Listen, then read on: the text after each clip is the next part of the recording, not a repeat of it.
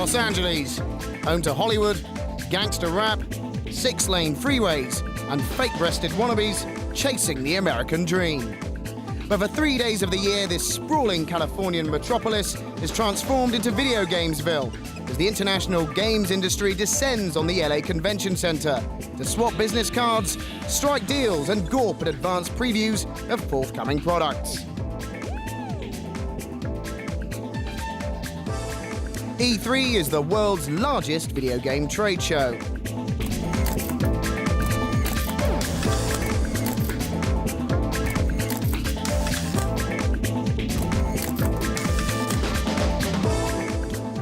Currently in its 10th year, its importance to the industry can't be understated. If a game can generate a buzz at E3, it's got a great chance of eventually becoming a hit.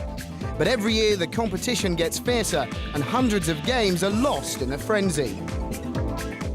Some publishers will do anything to get their products noticed. Set over 720,000 square feet, this is E3 2004, the biggest, the loudest, and the sweatiest games convention ever.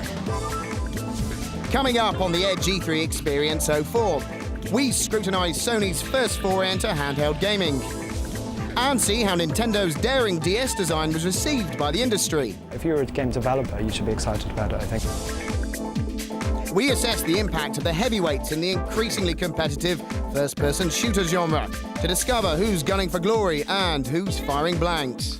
Halo 2 looks absolutely amazing. We learn that 2004 is going to be a good year to be a GameCube owner.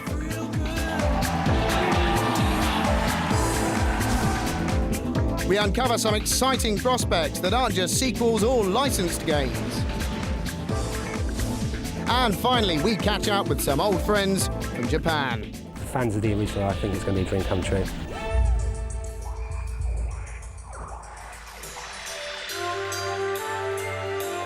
This year, I think the story is all about handheld and mobile gaming. There's been a lot of buzz about Sony's PlayStation Portable. PSP looked absolutely awesome, there's no doubt about it. I mean, the cues to look at the device really spoke for themselves.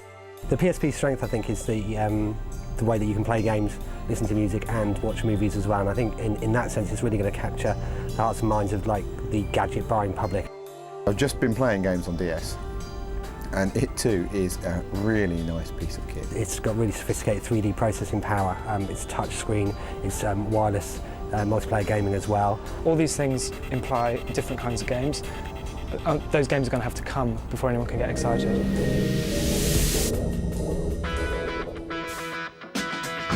Anticipation was rife for the unveiling of the brand new handheld games machine from the company behind Mario and Zelda. Well, the wait is over. This is Nintendo DS. Unleashed on the world for the first time in Nintendo's E3 press conference, the DS features dual screens, wireless multiplayer, a touchscreen option, and a microphone to allow voice controls in some games. This features list surprised even the most experienced commentators. Showgoers queued for up to 2 hours to catch a glimpse of the DS, and they were rewarded for their patience with a chance to play a series of mini-game demos. The graphics are better than I expected. It looks really sharp. It's amazing. It's something else. My mind is completely blown away right now. Nintendo's legendary games designer Shigeru Miyamoto was on hand to endorse the DS. He thinks its innovative features will appeal to more than just hardcore gamers. One of the DS's most important features, and something that's introduced to a lot of DS games, is very simple touchscreen control. This simplicity can be very appealing to people who have never played games before. So here on Metroid Prime Hunters, by tapping the screen, I can control Samus's movement and weapons. Some pundits, however, remain skeptical about this method of controlling games on the DS. It's a bit gimmicky, I think. I mean, some of the games I think it works better for than others. They have a Sonic game where you have to go like this with the stylus to make Sonic run. I can't imagine doing this for 15 hours and not getting tired of it.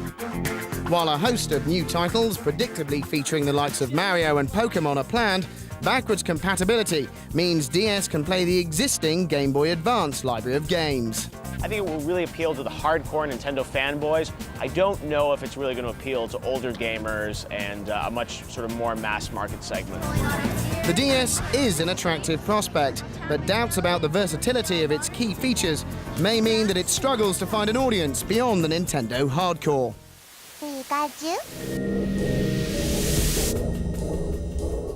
Arguably overshadowing Nintendo's efforts was the debut of Sony's first handheld gaming platform, the PlayStation Portable. Its cutting-edge design and amazingly sharp widescreen display drew showgoers to the Sony booth like moths to a flame. When I arrived at the E3 show this year, I made a beeline straight for the PSP. All I can say is wow. PlayStation Portable will allow consumers to enjoy 3D gaming similar to the experience delivered on PlayStation 2. It also has the ability to deliver high-quality movies, music, and video, as well as other forms of digital entertainment content through one central device. But I think there's no doubt that the PSP is going to be big and everyone's supporting it in a big way. Looks really high-tech. I'm pretty stoked to actually play it. Sony didn't have finished production models on their stand, but demo machines, some inside cabinets, were enough to whet the appetite of the E3 attendees. As soon as you set eyes on a PSP in real life, you realise that this is one very serious piece of hardware. It's got a really big screen, it's in 16:9 ratio, so you've got a perfect platform to show movies on, essentially. And the fact that it is virtually a PlayStation 2 in a tiny Matchbox-sized sort of piece of kit just means that I think a lot of gamers are just going to go nuts for it. As with PlayStation and PS2, PSP will enjoy support from all of the major games developers, and Sony were keen to demonstrate how good games will look on their new platform. Inside the exclusive PSP VIP area, we were treated to glimpses of Metal Gear Acid, as well as the PSP versions of Ape Escape, among others.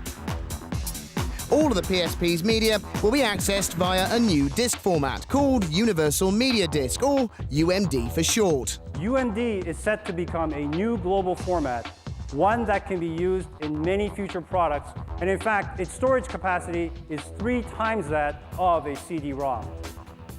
The handheld market is currently dominated by Nintendo, with over 150 million Game Boy, Advances and SPs sold around the world. But if Sony can emulate the branding success of the PlayStation, Nintendo could find themselves with a fight on their hands. Despite Nintendo's incredible prowess with game design, the DS looks like something that was knocked up in your garage. So I think in that respect, I do think that Sony are likely to cause some damage with the PSP. Questions still remain regarding PSP's battery life and its multimedia capabilities, but judged simply by the number of covetous glances it received at E3, Sony's about to make an impressive splash in the handheld gaming arena. All I can say is tell Santa you want one.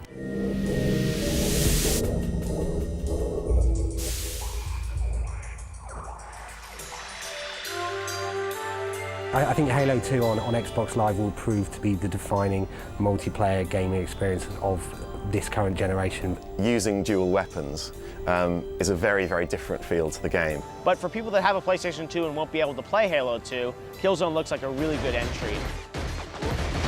Some of the kind of animations and the way that the characters will react and appear to hunt you down and act intelligently really did impress. Doom 3 looked surprisingly good on the Xbox. A lot of people were thinking the Xbox is not a very powerful system. I've grown slightly wary of having to upgrade my home PC in order to play these games, and so it's brilliant that they've been able to get a version of it running on the Xbox that you can just stick in and enjoy straight away without faffing around.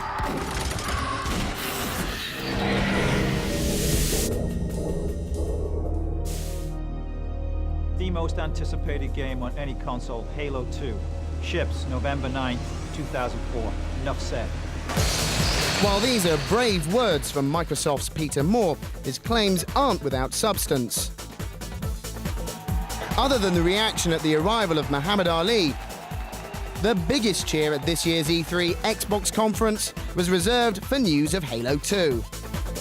A set in stone, or in this case, tattooed on ARM release date of November 9th, and a demonstration of the multiplayer mode sent the partisan audience into raptures. Halo 2 was being shown behind closed doors at the show itself, but Edge was lucky enough to be invited beyond the velvet rope. This year we're showing just a brief glimpse of what we're going to do with Halo 2 multiplayer.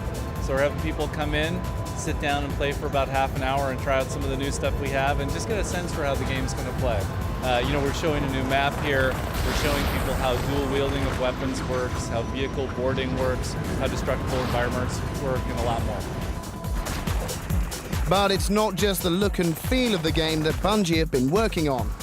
One of the things that's really important to us is making sure that we can capture that experience of playing on a couch with your friends that I think works so well in Halo, but now we have to do it with people on Xbox Live from all around the world.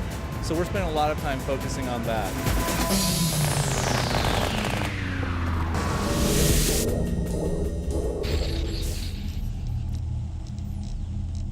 It seems like Doom 3 has been at E3 forever, with video footage behind closed doors year after year. But this year, there was something different. Fully playable Xbox code.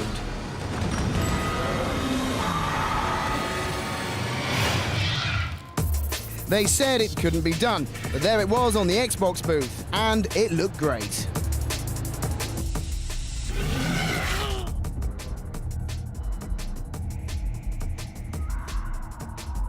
Well, everybody's loved the game, and it's been really gratifying for us to see it because, it's the first time people have actually been able to play the single-player aspect of Doom 3, regardless of the platform.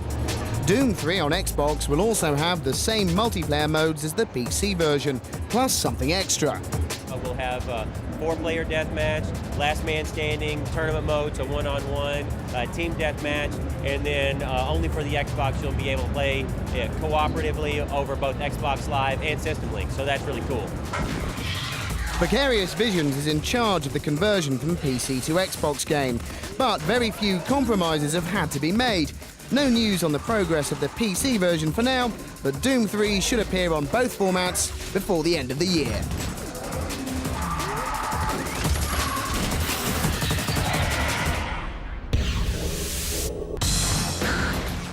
Carnage on a global scale is the order of the day in PS2's Killzone, from Dutch development house Guerrilla. Convincing first-person shooters are distinctly absent from Sony's armory, but this grimy effort should change all that. The buzz surrounding Killzone has been building for months, unhindered by the lack of playable code. Thankfully, the game's official coming out at E3 didn't disappoint. We didn't anticipate so much hype around the game, and it came out of a leak somewhere, and then all of a sudden somebody put a screenshot on the net and everyone went crazy. Set on a distant world in the future with beleaguered colonists battling invading hordes, the plot won't win any awards for originality, but super smart squad-based enemy AI, a confident graphical style, and the promise of online play make Killzone a worthy prospect.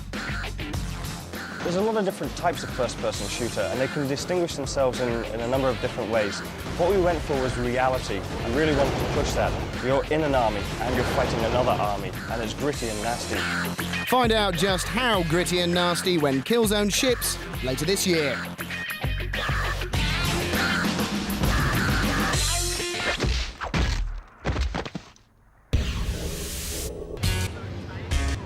It was still one of the most talked about games of E3, and it did have the biggest crowds of the event. But it's a hard life being a Half-Life 2 watcher.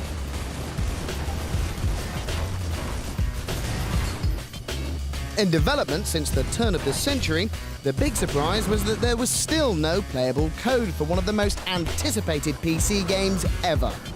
Although this hasn't seemed to dampen the fans' enthusiasm. You forget that you're actually watching a game. You really feel like you're in it. I just thought it was visually amazing. The big spider thing, still impressive. And the whole physics engine is brilliant. Here's what you missed.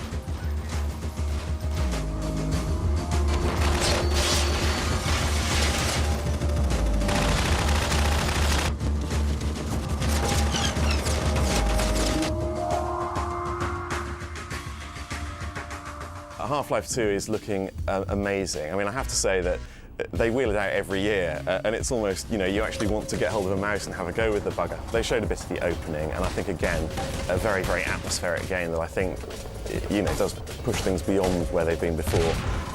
The proof of the pudding will be finally in the eating, but it's been a while.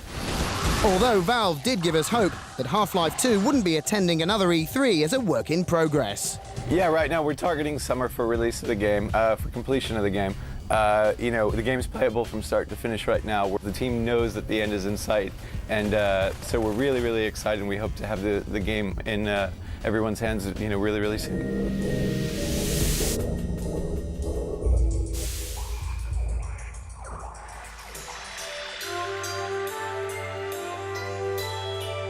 The biggest surprise at Nintendo's press conference was the revelation of a new Zelda game, The Legend of Zelda. What was most interesting, I think, was the reaction. There was one particular chap, and when Zelda was revealed, he apparently fell to his knees and raised his arms. Making it more adult, I think, really applies to the fact that the audience playing the games has grown up as well. Metroid Prime 2 is one of my high hopes for GameCube. Resident Evil 4, I wasn't even a fan of that series until I saw 4, and I'm like, wow, I have to play this. I was most impressed with how fast and how smooth it is. Previous games have had you dispatching lumbering zombies, but this time around they're actually people that have been contaminated. It's so smooth, the transition between aiming and moving and running and jumping. And jumping is something you've never seen in a Resident Evil game before. Sony and Microsoft may have had the bigger E3 presences, but Nintendo was keen to prove that GameCube is far from extinct by announcing a raft of exciting new titles. When Shigeru Miyamoto appeared on stage swinging a sword during the company's press conference, it could only mean one thing: a brand new Legend of Zelda title for the GameCube. Most people had been expecting Wind Waker 2, but as you can see, this game has replaced Link's cel-shaded world with stunning 3D graphics. The biggest question I had to address in Legend of Zelda is when Link grows up again. How would he look? We tried lots of different visual styles, but they didn't really fit. So in the end, we created a similar style to the Ocarina of Time, which represents an older Link. Yeah, I think a lot of people were disappointed when the Wind Waker came out. It was cel-shaded. It looked kind of cartoony, you know, like something Disney would bring out. It was a good game to play, but some people just couldn't get past sort of the kiddie-like graphics. This one, super realistic, looks super hardcore. We know that gameplay is more combat-orientated and that Link gets to ride and even fight astride his horse, but new Zelda details were scarce. One thing's certain, though, it's taking the GameCube to new graphical heights, matching the best available on Xbox. Fans of Zelda have a lot to look forward to.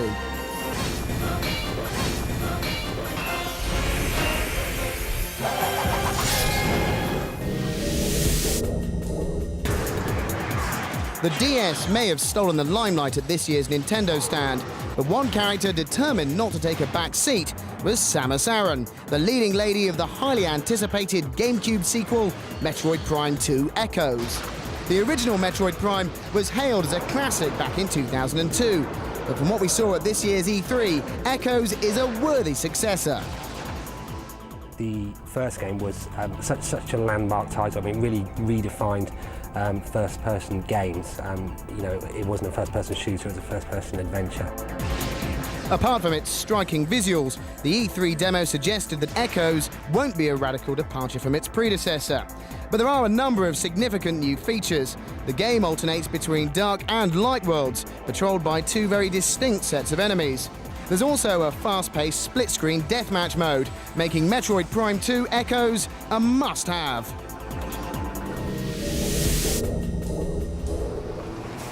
While you can't question the success of Capcom's Resident Evil franchise, the most recent offerings have left even the most dedicated Fright fans looking for something original. Thankfully, with the stunted exploration of old ditched in favour of all-out action, Resident Evil 4 looks certain to deliver. The worn-out T-Virus plot has finally been jettisoned, and events will take place in a remote village, free from the constraints of Raccoon City.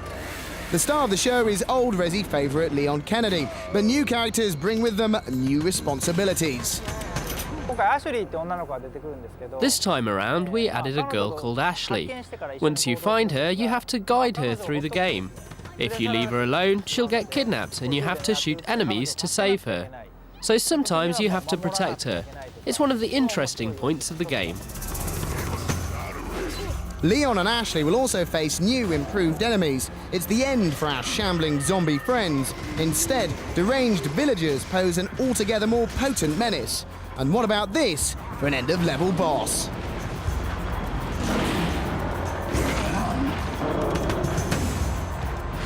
Despite the new gameplay elements, it was the stunning visuals that really underlined Resident Evil 4's great leap forward, outclassing anything we've seen on the GameCube so far.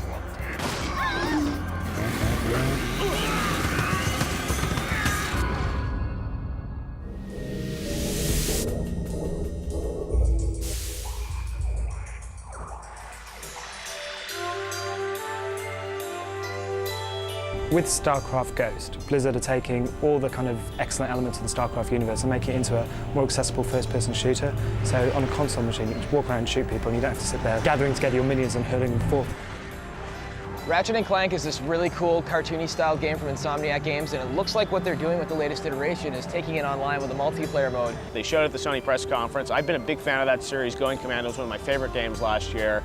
You know, they bring out a new sequel every year, and somehow they always manage to top themselves. There was an awful lot going on. It looked really pretty, really maximising what PS2 can do. So, yeah, to me it was one of those things that you just came away thinking, I'm bound to buy that and play it. One of the best new original IPs unveiled at E3 was Destroy All Humans, an action-adventure game with its tongue wedged firmly in its cheek. Disguising your alien as a puny human is just the first step in achieving dominion over the Earth. After that, the sky's the limit. We've got 50 or 60 years worth of UFO mythology to draw from. We've got mutilating cows, we've got mind control, we've got ray weapons, we've got the UFO which you can take off and lay waste to entire cityscapes in. We've got a whole bunch of different gameplay. Developer Pandemic Australia's use of retro 50s environments and cunning plots and schemes, not to mention its thinly disguised tribute to Tim Burton's Mars Attacks, makes Destroy All Humans an enticing prospect. It's due to abduct your console early next year. The transition from PC-based real-time strategy to console shooter has taken an age, but StarCraft Ghost is finally shaping up to be a heavyweight contender on this year's PS2 and Xbox release schedules. The ghost of the title is a bionically and psionically enhanced heroine, Nova, a kind of cross between Metroid Prime Samus and Splinter Cell's Sam Fisher.